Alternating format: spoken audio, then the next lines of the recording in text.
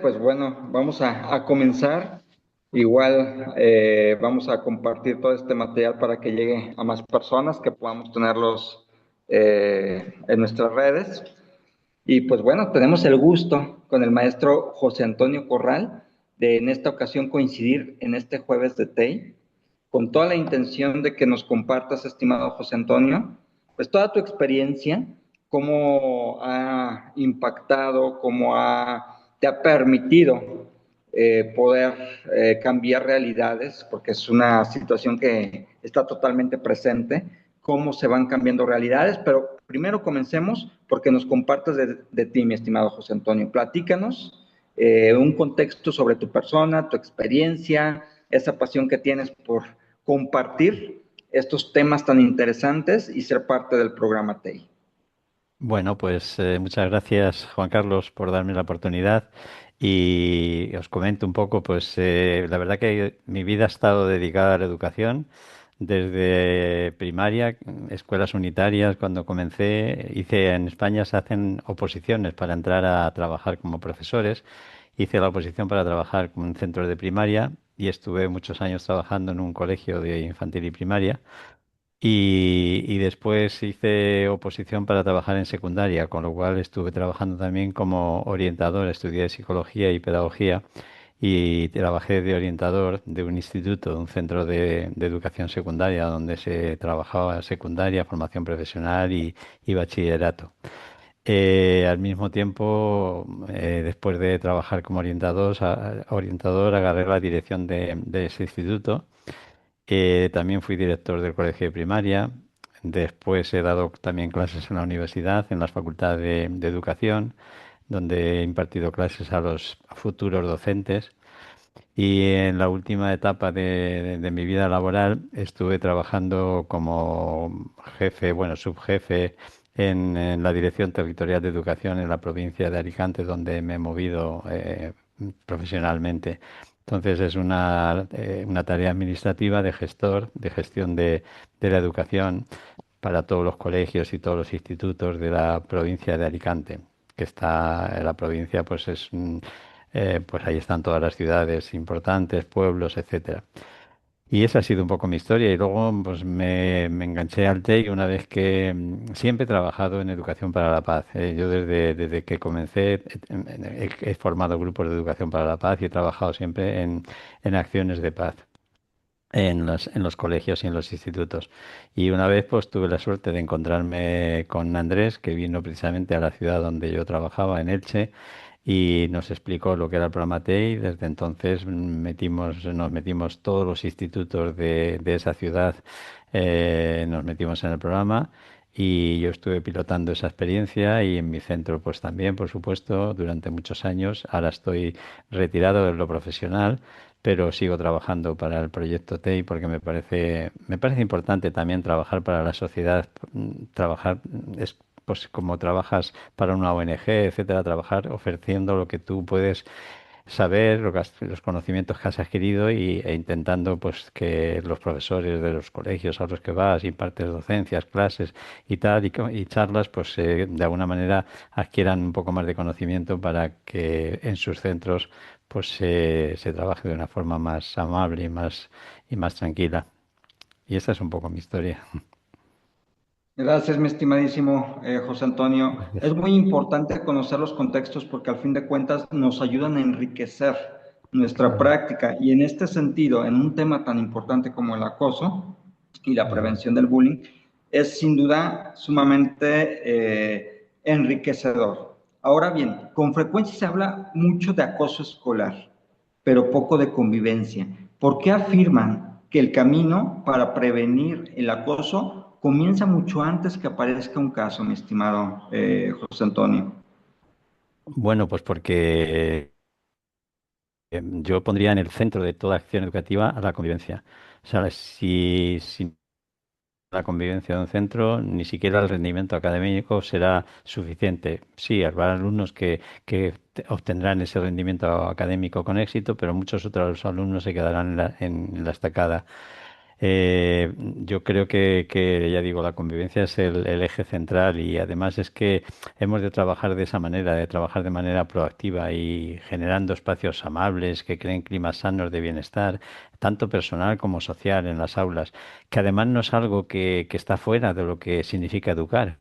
Porque es que desde el año 1996, cuando se llevó a cabo el informe para la UNESCO de Jacques Delors, donde estaba Jacques Delors, y sabéis que existían los cuatro saberes y que esos cuatro saberes son los saberes de la educación para el siglo XXI: enseñar aprender a conocer, aprender a hacer, aprender a ser y aprender a convivir. Pues estamos ahí en el aprender a ser y aprender a convivir. Es fundamental precisamente todo el tema de la convivencia. Por lo tanto, que es que no es algo ajeno, que todavía hay profesores o profesionales que pueden considerar que la educación es transmisión, pero la educación no es transmisión, la educación es algo mucho más holístico. Perfecto, es integrador al fin de cuentas, ¿no, mi estimado José Antonio? Claro, por supuesto, es integrador total, sí, sí. Ahora, ¿cuáles son esas señales, mi estimado José Antonio, de alerta que tenemos que poner muchísima atención como docentes, como directivos, administrativos, coordinadores, prefectos y todas estas figuras que interactuamos con los muchachos, con los jóvenes, con los niños? ¿Qué Claro. debemos identificar en el aula para poder detectar posibles situaciones de acoso antes de que suban de nivel? Pues mira, yo te diría que evidentemente hay señales que son evidentes, como pues esos niños o niñas con mirada triste o que miran hacia abajo o que no se relacionan con los demás de una manera abierta y sin dificultad, o alumnos incluso que faltan a clase y que dicen que han estado malos y que suelen faltar además. Esos son señales de alerta evidente. Pero también, y que cualquier docente, cualquier profesional tiene que estar atento a esas señales o alumnos que se les nota que se meten con ellos y tal. Pero te diría yo que lo más importante en este caso no es lo que el docente mire o vea, porque verdaderamente vemos solamente la punta del iceberg. Lo más importante es que sean los propios alumnos, los propios compañeros, los que estén pendientes unos de otros para precisamente detectar esos posibles casos. Si conseguimos eso, si conseguimos que sean los compañeros, que sean los alumnos los que se impliquen en el desarrollo de su propia convivencia, generaremos esos espacios amables que decíamos. Esto es a lo que se encarga, de lo que se encarga el programa TEI. O sea, generar esos espacios a partir de que los alumnos sean los propios dueños de su propia convivencia. Si lo hacemos desde el mundo adulto, estaremos trabajando desde la disciplina. Pero si lo hacemos desde el mundo infantil, desde el mundo juvenil, lo estaremos haciendo desde la convivencia. Muy bien, estimado José Antonio. Ahora bien, desde esa experiencia que tienes a nivel internacional, ¿cuál es el error que tú consideras es más repetitivo que se cometen en las instituciones? Tú ya estuviste al frente de una institución, tú ya Sí. fuiste un docente y has tenido varias figuras, entonces tu óptica te permite integrar mucho más qué es aquello que no permite realmente abordar este problema, esta situación, qué es aquello que nos tapa los ojos, que nos pone una venda. Pues es que en principio, fíjate tú, además yo he estado, como te he dicho antes, en la dirección territorial, digamos, como jefe de la inspección educativa y de todos los centros y me he dado cuenta de cómo funcionan los centros. Y el mayor problema que hay, que existe realmente es el no hacer nada. Ese es el mayor problema.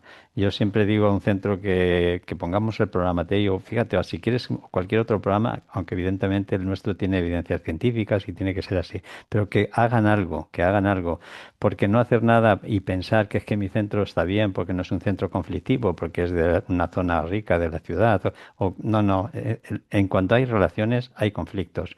Y uno de los errores precisamente es considerar que el conflicto es algo malo y que no se tiene que trabajar, etcétera. El conflicto es consustancial con la vida y por tanto lo que hay que hacer y enseñar a los alumnos es que tienen que tener conflictos, porque si no, no estarían vivos, estarían muertos, no se relacionarían bien. Conflictos tienen que tenerlos, pero tienen que resolverlos de la manera más adecuada posible, de la manera dialogada, etcétera. Y eso es lo que hay que enseñar a los chicos.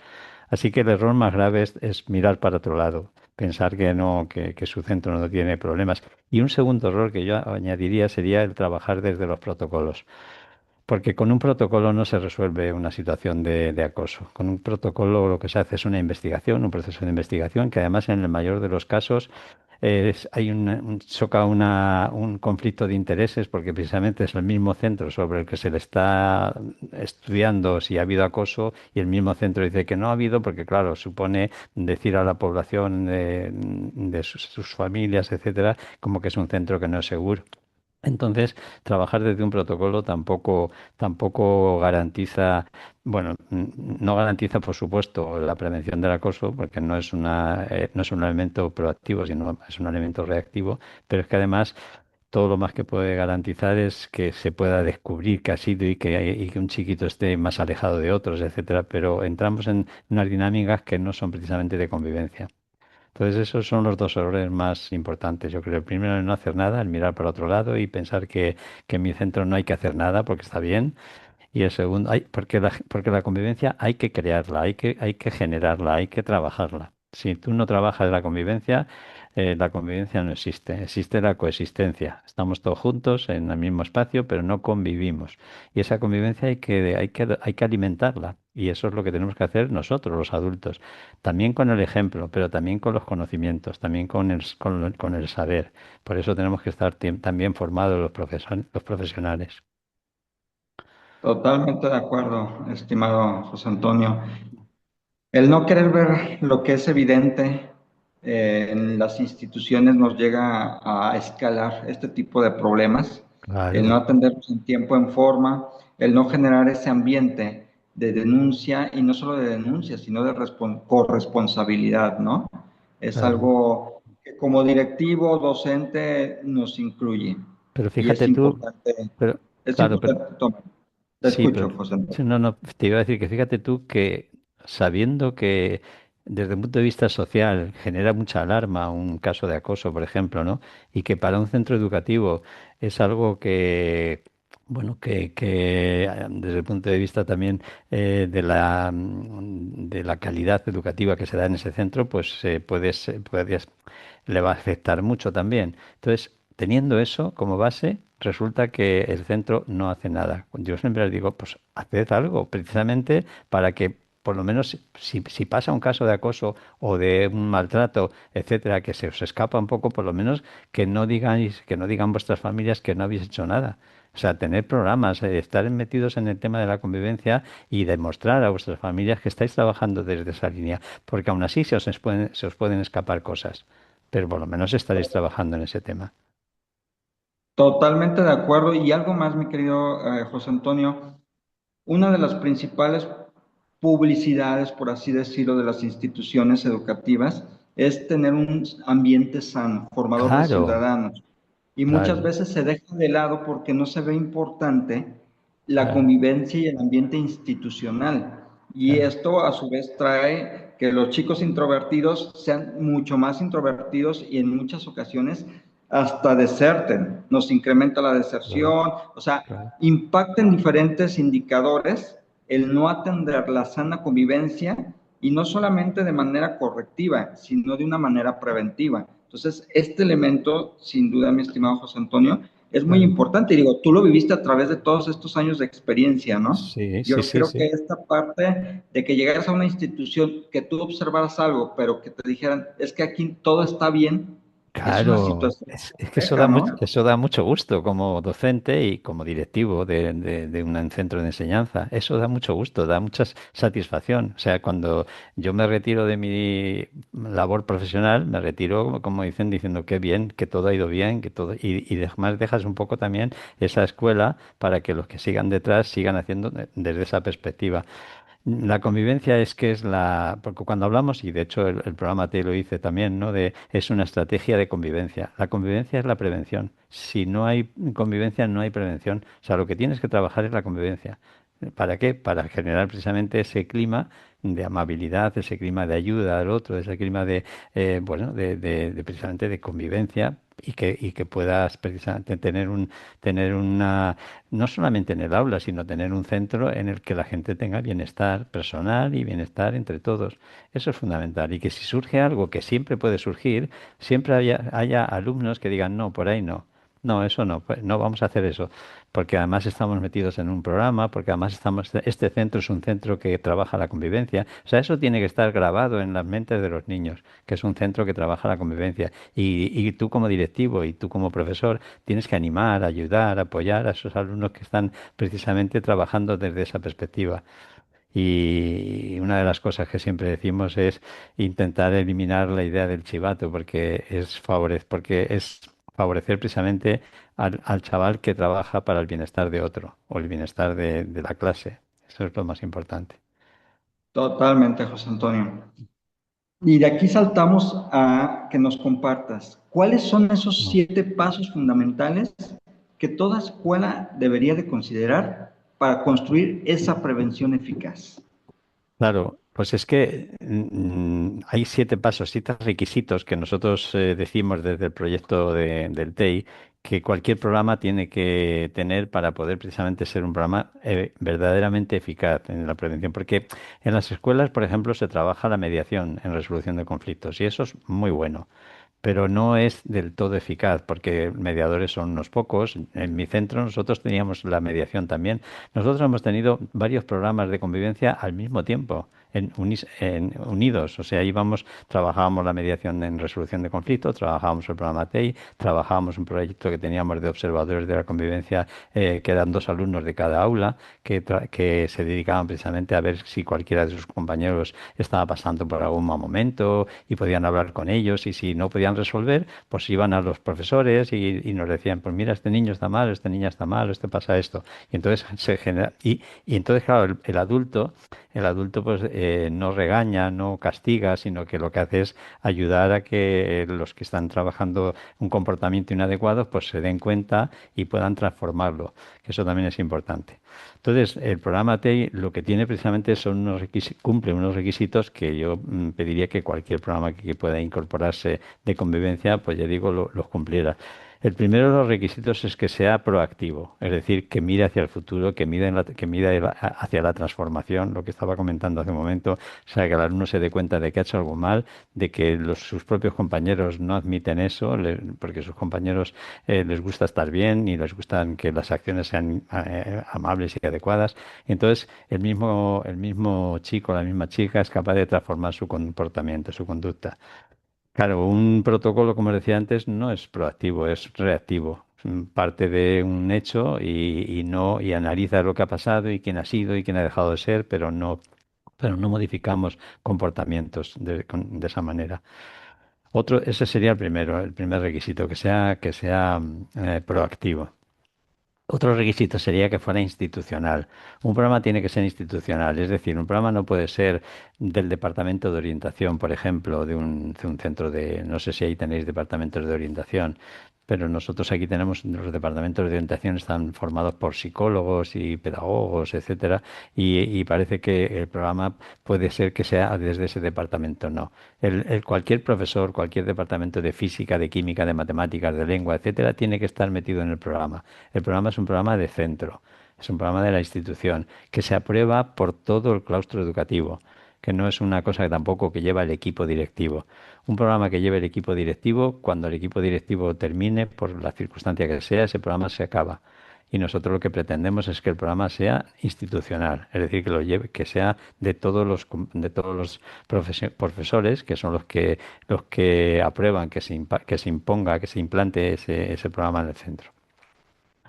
Luego que sea comunitario, una vez que los profesores han dicho sí, vamos a llevar adelante este proyecto, pues que sea comunitario, es decir, que trabaje con todas las entidades que están dentro de un centro educativo, pues los conserjes, las familias, los alumnos, por supuesto los profesores, los monitores deportivos, los monitores de comedor, pero además que trascienda el centro educativo y que pueda trabajar también pues desde la policía local que trabaja con juventud, desde servicios sociales, desde monitores deportivos extraescolares, etcétera. Entonces que vaya hacia la comunidad y nosotros estamos en la línea de que sean las entidades locales, ayuntamientos, le llamamos nosotros aquí, los que impulsen ese tipo de proyectos también en los centros para que precisamente sea un proyecto comunitario.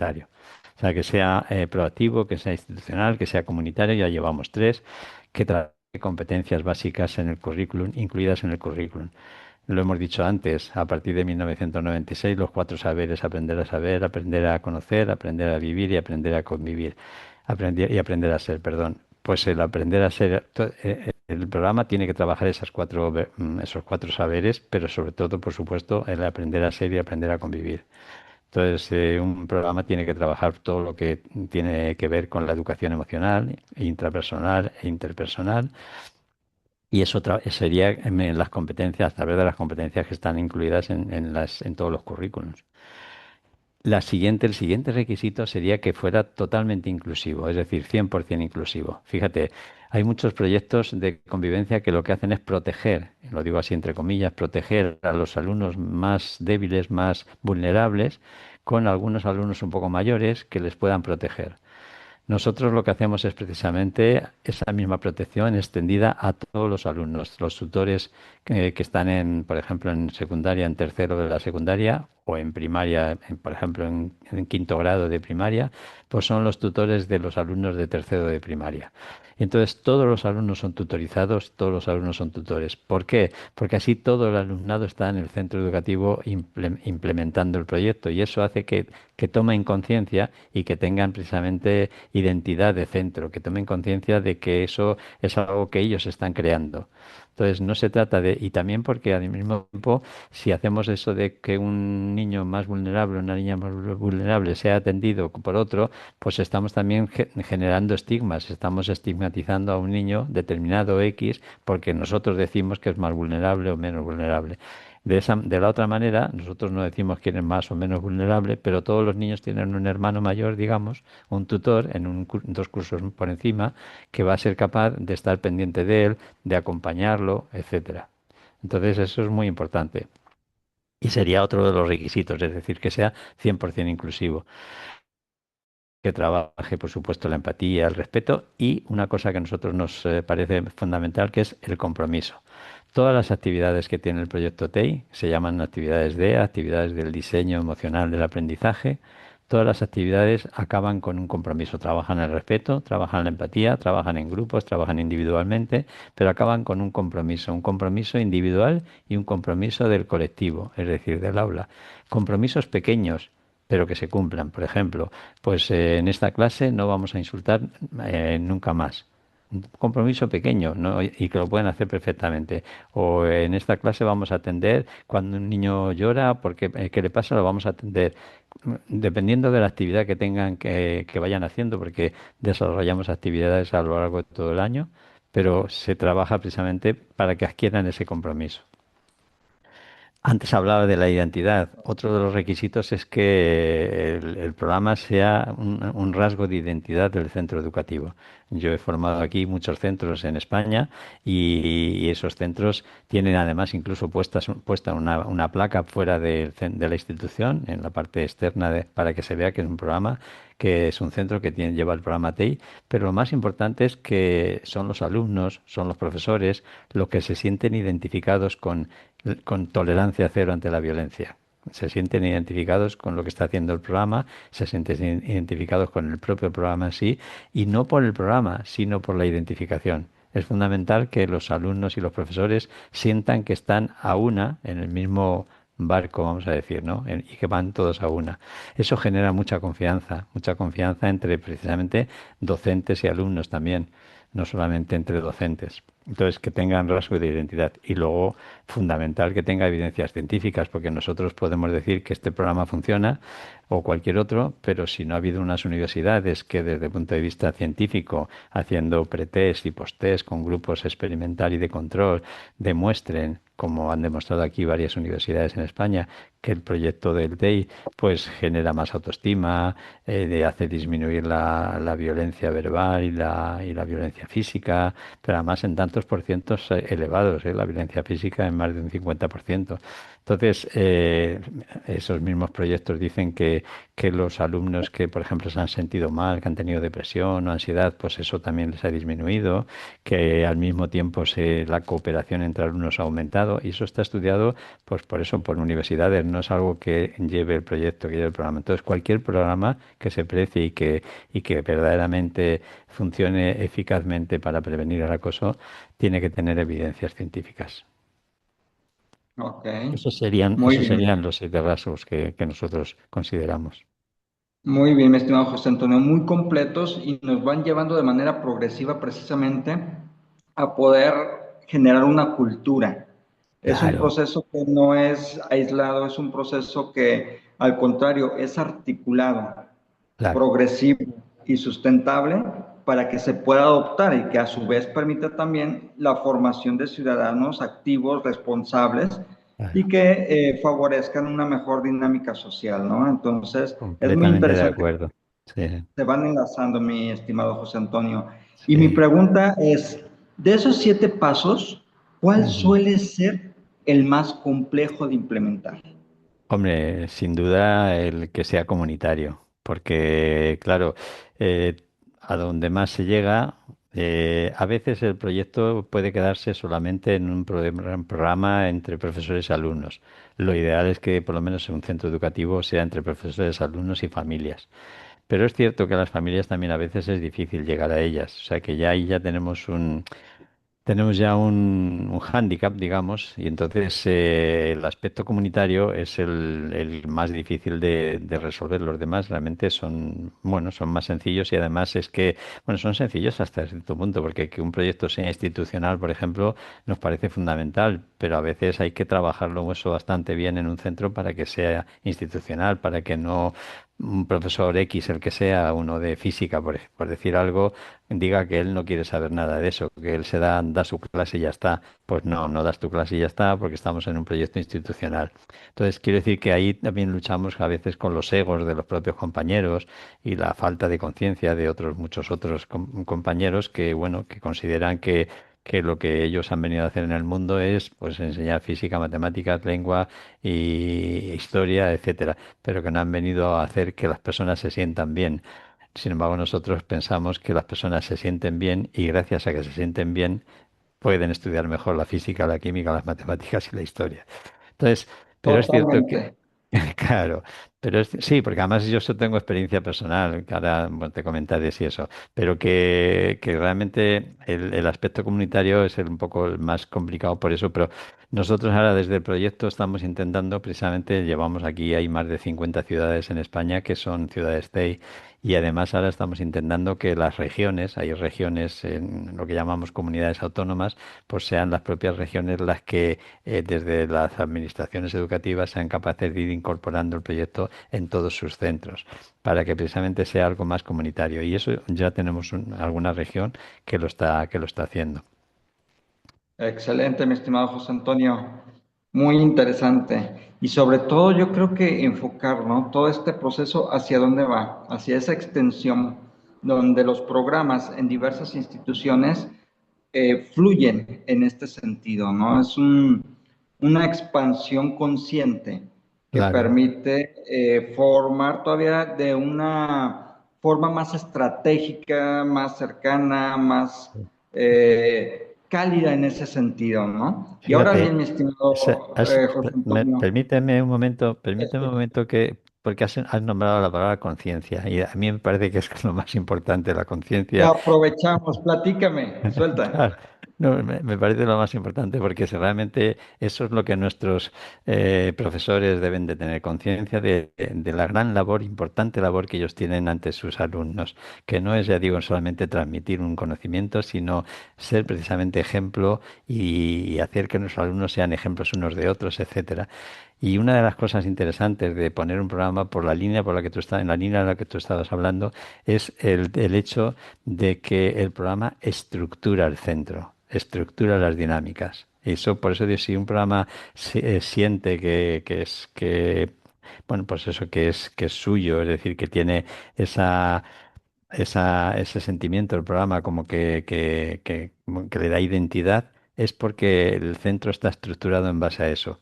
Y eso es muy importante porque a partir de ahí ya todas las demás dinámicas, como tú dices, se van haciendo solas. Cuando ya la estructura se ha creado bien, todo lo demás va saliendo. Pero bueno, ahí Exactamente. estamos. Excelente, mi estimado José Antonio, y gracias por puntualizar. Yo creo que sí es base, voy a repetir la palabra, que seamos conscientes Sí, sí, de este proceso, ¿no? Entonces, sí. me encanta, me encanta. Ahora bien, algo que me llama mucho la atención en el programa TAPE es que señala que una de sus claves es el ejemplo. Claro. Pero en tu experiencia, ¿cuál es el mejor ejemplo como docentes, como adultos, como padres de familia que nosotros podemos convertir Ujú. para que nuestros estudiantes lo asimilen, lo vean, lo sigan? Pues fíjate, mi experiencia precisamente es em, hacer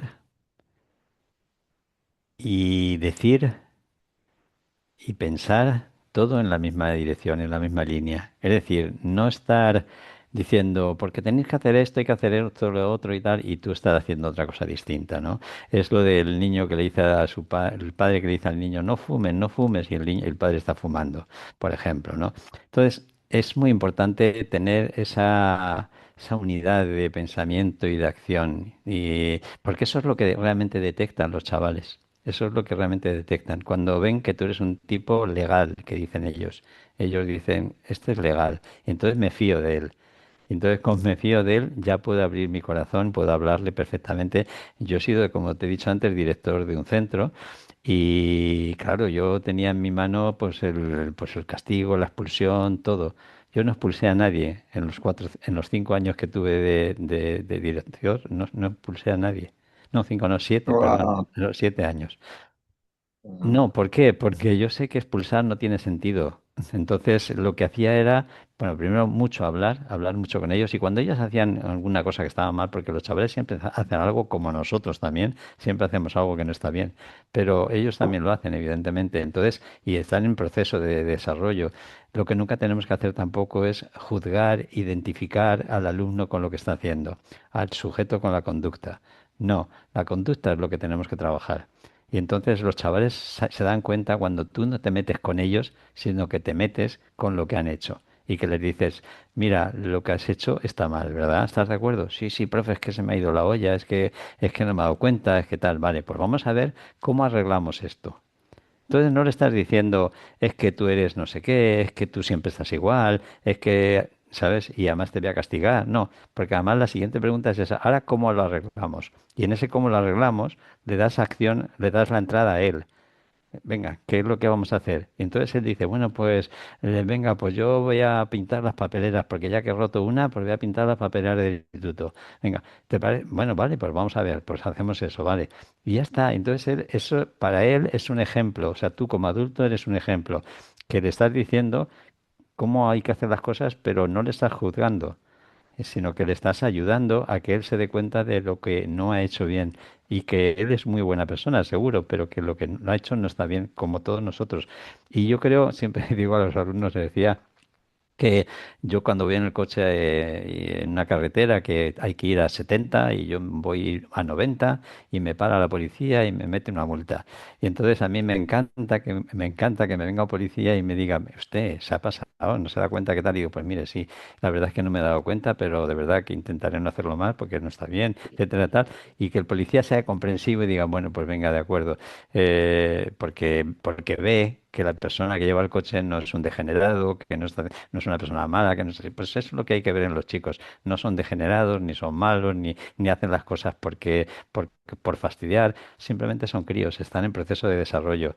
Todos hemos sido críos y hemos cometido actos que a lo mejor no eran tan bueno, pues de comportamiento tan bueno, pero sin embargo luego poco a poco pues vas modulando, etcétera. Entonces, eso es lo que hay que generar, una confianza a los chavales para que puedan venir a hablar contigo y decirte, mire, me ha pasado esto, es que me he peleado con este, es que tal, pero ¿cómo lo hacemos? Pues venga, vamos a ver si hablamos entre dos, tres y lo podemos arreglar y tal.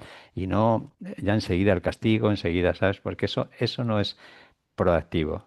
Lo proactivo precisamente es buscar la transformación de la conducta. Y eso lo puedes encontrar, ¿eh? Lo encuentras si tú tienes, como te decía al principio, esa misma, es lo mismo que piensas, lo haces. y lo dices y no estás pensando una cosa y haciendo otra diferente. Y para eso tienes que tener mucha conciencia, ser muy consciente de que la labor es... Totalmente, mi querido Antonio, totalmente, ¿eh? Y perdón que te interrumpa, pero es una realidad, ¿no? Sí, A veces hablamos de esos aprendizajes significativos y en el aula ponemos ejemplos, actividades dinámicas, pero volvemos a recaer en no sé, a mí me ha pasado, ¿no? Que estoy impartiendo alguna clase o sesión y alguno de mis alumnos me dice, profe, se equivocó. Y ahí es una oportunidad perfecta para aplicar, uno, claro, vencer nuestro ego, dos, aplicar totalmente ese ejemplo sí, sí, de sí, que claro, favorecemos un aprendizaje y aprendemos del error.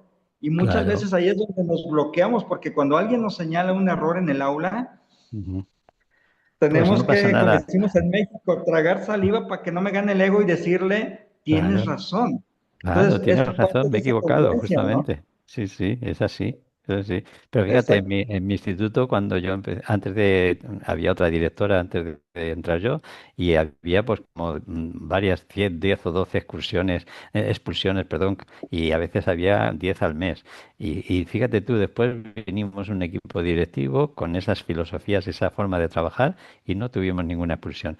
Cuando un chaval hacía cosas realmente que no estaban bien, lo dejábamos en un aula aparte para poder, pero no lo sacábamos del instituto, sino que lo llevábamos a un aula aparte para poder hablar con él y que estuviera trabajando tranquilamente. Le llamamos precisamente aula de convivencia. Entonces, para poder estar ahí tranquilamente hablando con él y que se diera cuenta, etcétera. Pero no lo sacas no lo llevas a clase, a casa, porque ahí no sirve para nada. Entonces, bueno, es eso. Eso es lo que yo creo que es el ejemplo y un poco la experiencia que he tenido en el propio centro, ¿no?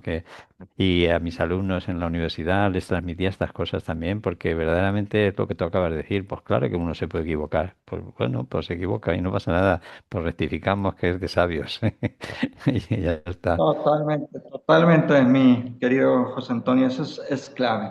Ahora bien, ¿qué papel juegan los compañeros en esa prevención del acoso? ¿Y por Ujú, qué el protagonismo estudiantil resulta tan importante en el modelo TEI? Porque en teoría, el maestro, el directivo, las normas institucionales tendrían el control de este proceso, en teoría. ujú, ujú. TEI da la vuelta Claro. y se va directamente a este contexto. ¿Por qué? Para mí es la clave del éxito de este programa, ¿eh? La clave del éxito del programa es dar la voz a los participantes, es decir, dar la voz a los que realmente tienen que convivir entre ellos. Y entonces enseñarles que la convivencia es algo que tenemos que fabricar entre nosotros mismos. Entonces ahora les toca a ellos y que lo que tú hagas influye en el ánimo de otra persona y lo que hace la otra persona influye en tu ánimo y que tenéis que intentar, pues eso, que ese ánimo esté pues lo mejor posible. Entonces, son los alumnos los que realmente solucionan los conflictos, los que realmente se dan cuenta de cuando un otro alumno se está metiendo con un chaval, una chavalita, y los que son capaces de hablar con ellos y decirles, por aquí no vamos, por aquí no vamos, pero para que eso pase, tienen que estar realmente concienciados, tienen que estar también formados y para eso tienen que estar tener ese sentido de identidad del proyecto. Cuando un tutor, muchas veces decimos, el alumno tutorizado, es decir, el alumno pequeño, es el que más se beneficia del proyecto porque, claro, está cuidado por uno mayor. Sin embargo, nosotros pensamos que el que más se beneficia del proyecto es el alumno mayor, el alumno que es tutor, porque le coloca en un rol, en un papel que le obliga a dar ejemplo al alumno más pequeño, que le obliga, y entonces eso le hace a él también es como pues como cuando, no sé si eres padre, pero cuando eres padre, pues de alguna manera también te obliga a decir, bueno, por lo que te decía antes, si yo no quiero que mi hijo fume, pues yo a lo mejor tengo que dejar de fumar. O si yo no quiero que mi hijo diga palabras malsonantes, pues igual yo tengo que dejar de hacerlas. O si quiero que mi hijo no utilice mucho el celular, pues a lo mejor no tengo yo que estar todo el tiempo con el celular, utilizando el celular, mirando con mi hijo al lado. Entonces, el ejemplo, es la responsabilidad de ser tú el que vas a ayudar a otra persona, le coloca en una situación que le hace ser ejemplo de conducta. Entonces, para mí la clave es esa, la clave es que son los propios participantes los que entre ellos manejan su convivencia y además tienen que resolver sus problemas y si no los pueden resolver, porque puede que algunos no puedan, evidentemente van a hablar con el profesor o profesora encargada del programa, que es lo que llamamos el coordinador TEI, y entonces el coordinador TEI hablará con los tutores y tutorizados que estén en el asunto, ¿no? Pero que ellos tienen que aprender a resolver sus cosas, porque sabes lo que te decía, si ellos no resuelven y somos nosotros, nosotros trabajaremos desde lo que nosotros hemos aprendido, además, que es la disciplina. Y ese ego que te has comentado antes, ¿no? Entonces, claro, nos ponemos en una situación por encima de, y entonces nos obliga a ser, pues a dar sermones, a decir lo que hay que hacer y lo que no hay que hacer, y ese tipo de cosas que eso no es comunicación eficaz, lo sabemos. La comunicación eficaz no sermonea ni dice lo que está bien y lo que está mal, sino que lo que hace es preguntas abiertas, ¿no? Entonces los alumnos entre ellos se arreglan, se ayudan y para mí esa es la clave, es fundamental. Y el proyecto del TI pues se llama tutoría entre iguales, porque es eso, es trabajar entre iguales. Y además, Totalmente. perdona, y además una cosa porque dijimos al principio, porque de ellos se enteran de todo y nosotros nos enteramos solamente de la puntita de arriba del iceberg, ¿no? Cuando ya precisamente todo está, digamos, desmadrado, si me permites la expresión, cuando ya está un poco... Totalmente, totalmente. Creo que la palabra da en el punto. O sea, cuando ya es el caos, cuando ya Claro, tronó la bomba, es claro. cuando atendemos, ¿no? Sí, ahí está. Y entonces, claro, entras ya de una manera también con autoritarismo para que eso se corte y se tal. Y entonces ya nada funciona en realidad. Por eso la manera preventiva es todo lo otro. Es trabajar de esas otras pues es ese trabajo, ese de conciencia, ese trabajo de apoyo al otro, ese trabajo de darse cuenta del bienestar del otro, ese trabajo de apoyar a los que generan bienestar y no a los chivatos, porque claro, yo a veces lo comento en una formación, si te viene un niño, por ejemplo, y te viene y te dice, porque fulanito está pegando no sé qué, y tú vas y le dices, tú no te metas en esos asuntos, no seas chivato. Si tú como profesor le dices eso, tú mismo te estás cargando el sistema ya, el proyecto. O sea, tú no puedes decir eso, tú tienes que interesarte como adulto, ver qué es lo que pasa y, bueno, intentar solucionarlo de esa manera que hemos hablado. Así que sí, Totalmente. 100% con alumnos y entre ellos. No, totalmente. Me queda muy, muy claro definitivamente esa clave tan importante y pues que Ujú. se debe considerar, ¿no? Y después Sí. de tantos años de trabajo, mi querido José Antonio, ¿qué cambios observan las escuelas cuando logran consolidar una cultura preventiva basada en la convivencia? ¿Qué cambios se dan? Pues lo que te comenté antes de mi escuela en particular, claro, porque eso cada escuela lo tiene que apreciar, pero lo que aprecian las escuelas, pues yo por las formaciones también que he hecho y lo que ya he apreciado en la misma, en la mía misma, que es la escuela de secundaria, es ese clima de confianza, de respeto. Fíjate, yo no sé cómo vosotros allí en secundaria trabajaréis, pero generalmente hay mucha distancia entre los profesores y los alumnos. De manera que hay un malentendido respeto, ¿sabes? Pero que está basado en el miedo. Pero lo que se hace cuando se trabaja de esta manera y se genera ese clima de confianza es respetar, respetan, pero basándose en la confianza que tienen hacia ti, no basándose en el miedo. Entonces, esa es la clave. O sea, los alumnos te respetan y te respetan mucho, pero es que no necesitas ni infundir temor para que te respeten. Lo que necesitas es infundir confianza. Entonces, lo que te he comentado antes, si un chico, una chica adolescente le ha dado una torta a otro y tú, sin más cuentos, lo expulsas de ahí del instituto, porque eso no puede ser, lo que tienes que hacer realmente es ver qué ha pasado, analizar el tema, hablar con ellos y ver cómo ellos lo resuelven, etcétera. Entonces, si tú resuelves un tema de esa manera, lo que estás generando es confianza y no estás generando temor, no estás generando autoritarismo, estás generando autoridad, que una cosa es la autoridad y otra cosa es el autoritarismo. Entonces, yo lo que he notado es que en los centros donde está el TEI, lo que se desarrolla es ese clima amable entre ellos, entre los propios alumnos, y que además, si es que la gente lo que quiere es hacer las cosas bien. Lo que pasa es que vivimos en un mundo que parece que el malo malote es el que mola, como decimos aquí. Y eso es lo que tenemos que cambiar. Tenemos que cambiar ese chip y el que mola de verdad o la que mola de verdad es aquella niña o aquel niño que se está preocupando de que su tutorizado esté bien, que habla con él, que le para por el pasillo y le pregunta cómo te ha ido, ese tipo de cosas. Eso es la base, que es un poco crear esa red de buenas acciones que es lo que hace este proyecto, este programa, que genera una red invisible de buenas acciones que hace que la confianza se genere entre todos y que por tanto el clima tanto del aula como del centro sea un clima sano. Entonces ya pues las clases hay menos alboroto porque los chicos están más tranquilos, porque no tienen temores, el centro está mejor, está más adornado, está más pintado, hacen más proyectos, todo eso, hay más alegría y más confianza, eso es lo que yo noto en un centro. Totalmente.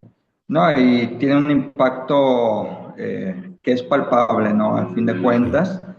Y volvemos al mismo punto, conciencia. El hacer consciente sí, la sí, sí, claro. responsabilidad que tenemos unos con otros, ya de una manera interna, implícita, de una manera donde lo hacemos un modo de vida. Yo Sí, creo que sí. esos cambios definitivamente son lo que nos permiten también evolucionar, ¿no? Al fin de cuentas, a ellos como personas, como estudiantes, como parte de un equipo, como hijos de familia, como una sociedad, ¿no? Y a Claro. nosotros también como docentes, al fin de cuentas, en tener esos criterios indispensables para favorecer la comunidad. Tenemos un liderazgo educativo muy importante, mi querido José Antonio, y no Mucho. me dejarás mentir, y eso es algo que no debemos de dejar de lado. Claro, Mi eso es. querido, Sí, te pero iba a te decir escucho, José Antonio. no, te iba a decir que precisamente ese es el liderazgo que tenemos es fundamental, claro que sí.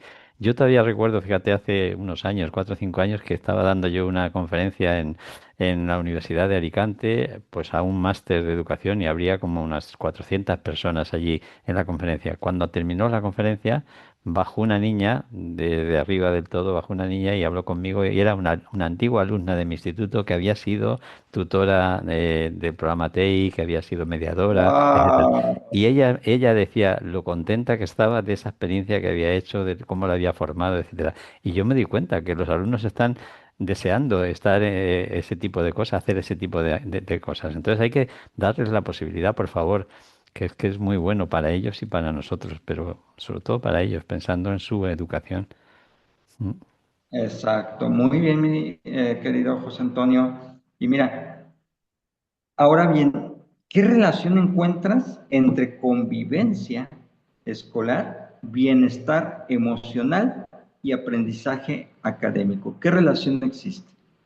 Pues a mí, bueno, lo veo básico. Sí, yo sé que hay numerosos estudios además que avalan esa relación entre el bienestar emocional y la motivación precisamente por aprender y por tanto el aprendizaje académico. Por eso, a lo largo de este diálogo que hemos tenido, ha salido varias veces, ¿no? De que nosotros como docentes no somos solamente transmisores de conocimientos, que también, sí, hay que transmitir conocimientos y hay que trabajar desde los conocimientos previos y todo lo que decía el constructivismo está muy bien y es verdad. Pero además de eso, hay que trabajar desde el bienestar emocional del alumno, o sea, hay que fomentar el bienestar emocional del alumno, porque si no, mira, los alumnos vienen y ahí os pasará igual, vienen a nuestras clases a veces ya cargados de problemas, porque en su casa acaba de discutir su madre con su padre y porque además ha habido una discusión un poco seria y fuerte, porque su padre le acaba de echar una bronca porque no ha hecho los deberes ese día porque se le ha pasado y cosas mucho peores. Porque incluso hay familias pues que tienen problemas mucho más graves y tal. Entonces los alumnos llegan a los centros con todos cargados de todos esos problemas que casi el centro por lo que tiene que hacer precisamente es ser un remanso de paz, es decir, un sitio donde puedan precisamente vivir tranquilamente. Entonces, si con esa mochila que traen lo único que haces es fríamente hablarles de tu asignatura y no preguntar si es que ves que no está escribiendo en este momento y tal, pues hay que hacer una labor de qué es lo que te pasa, qué es lo que te ocurre. ¿Por qué no estás escribiendo? No, escribe, que no haces nada, que eres un vago, ya estás juzgando, sino que es ver qué ha pasado, ver qué está pasando ahí. Y los centros tienen que haber alguna figura también. Nosotros también teníamos un profesor o dos que se encargaban precisamente de, en problemas más graves, hablar con los alumnos uno a uno, una labor de psicología prácticamente. Pero es que bienestar emocional, es que lo necesitan. Entonces, cuando los alumnos tienen ese, se pueden abrir a un adulto porque saben que no lo va a juzgar, que no va a decírselo a su padre, que no sé qué, qué tal, y entonces sabe que puede hablar con él, pues entonces, bueno, pues el alumno se abre y puede estar abierto también para poder meterse en las materias educativas. O sea que la relación es totalmente biunívoca, vamos, es una relación fundamental. Si no, es muy difícil, por no decir prácticamente imposible, y más en los tiempos que estamos, porque hace muchos, muchos años podría ser que, bueno, con ese autoritarismo del docente, pues el alumno y que los padres sí estaban en la misma línea, pues el alumno pues pensara que no pensara y se tragara todo lo que decía el docente y ya está. Pero ahora, como no trabajes desde el bienestar emocional, de primero qué es lo que ha pasado y después hablamos de las materias, ¿sabes? Y además, como os decía también, desde el año 96 con el informe de los nos lo están diciendo, trabajemos el aprender a ser, trabajemos el aprender a convivir. Totalmente, Ujú. totalmente, totalmente. Y fíjate que esos pilares son sumamente importantes, ¿no? Se vienen Sí. retomando, se vienen actualizando y son esenciales también dentro del programa. Ahora bien, mi querido José Antonio, para hacer un cierre de este proceso, dos situaciones. La primera, ¿qué mensaje te gustaría dejarles a los colegas docentes sobre el papel que desempeñan en esa construcción de las escuelas más seguras, de los lugares socioemocionalmente de paz, de tranquilidad para los alumnos? Pues para mí lo que les diría es, compañeros, creéroslo, creeros lo importantes que sois, de verdad. La necesidad que tiene un chico joven, fundamentalmente, o de primaria también, pero más joven, la necesidad que tienen de encontrar un docente legal, un docente que le entienda, que no lo juzgue, que simplemente lo acompañe. Porque tú no puedes solucionar un problema, por ejemplo, de una casa donde el padre maltrata a la mujer y tal y cual. Bueno, a lo mejor no puedes entrar en esa solución, pero puedes acompañar. Entonces es fundamental que el profesor, que el docente, realmente se crea el papel importante que tiene de cara a su alumno. Eso es lo más importante, que genere esa confianza de lo que de la que hemos hablado y que él que se forme, sí, porque a veces podemos pensar, es que los profesores no están bien formados en inteligencia emocional. Pues tienen que formarse. A lo mejor en las escuelas de donde han estudiado, en las universidades, etcétera, pues un profesor de, yo qué sé, de inglés, pues ha estudiado mucho inglés, pero a lo mejor no ha estudiado suficiente educación emocional. Pero la formación no solamente es la formación inicial, es la formación continua a lo largo de la vida. También lo decía ya el informe de los, el aprendizaje, el online learning, el aprendizaje a lo largo de la vida. Y el docente también tiene que ir haciendo un aprendizaje a lo largo de la vida. Y el aprendizaje que le falta al docente es ese aprendizaje emocional, de educación emocional, de tanto en la parte que digamos intrapersonal, de autoestima, autoconciencia, ver que cómo está por dentro de él, como en la parte exterior de relaciones con el otro. Entonces, yo lo que le diría es eso, que tienen un papel muy importante, que no se agobien, que al contrario, que se formen para estar más tranquilos y para que puedan llevar adelante ese papel con responsabilidad, pero al mismo tiempo con alegría, con alegría, porque no es por Totalmente. nada, no es por nada, pero la educación, o sea, a mí por lo menos me ha dado muchas, muchas alegrías y que creo que nuestro trabajo es un trabajo fantástico, o sea, es un trabajo fantástico, trabajar con chavales a los que les puedes orientar, les puedes ayudar y ponerte un poco en el chico que tú eras cuando tenías también 15 años y lo perdido que estabas. Porque nosotros ahora somos ya más mayores y estamos más, nos hemos encontrado un poco más, pero estábamos tan perdidos como ellos o más. O sea Que, bueno, pues eso, trabajar desde esa comprensión y desde ese respeto al niño también, ¿eh? Que no solamente es que el niño te respete a ti, es que tú tienes que respetar también al niño. Totalmente, mi querido José Antonio. Ujú. Pues mire, yo creo que no podemos terminar sin las observaciones que nos compartes, sobre todo desde esa parte nuevamente de conciencia del Sí. papel del liderazgo educativo que tenemos como docentes y de esa Ujú. corresponsabilidad, ¿no? El programa TEI Sí. nos da muchas herramientas, pero sin duda también tener la capacidad de saber escuchar, de Ujú. saber observar y no observar de ver hacia el vacío, sino ver en nuestros salones precisamente esa conexión con nuestros estudiantes es lo que marca la diferencia. Me Claro. gustaría agradecerte, mi querido José Antonio, por esta experiencia tan grata de poder compartir estos elementos en la prevención del acoso escolar y sobre todo llevarnos una idea poderosa.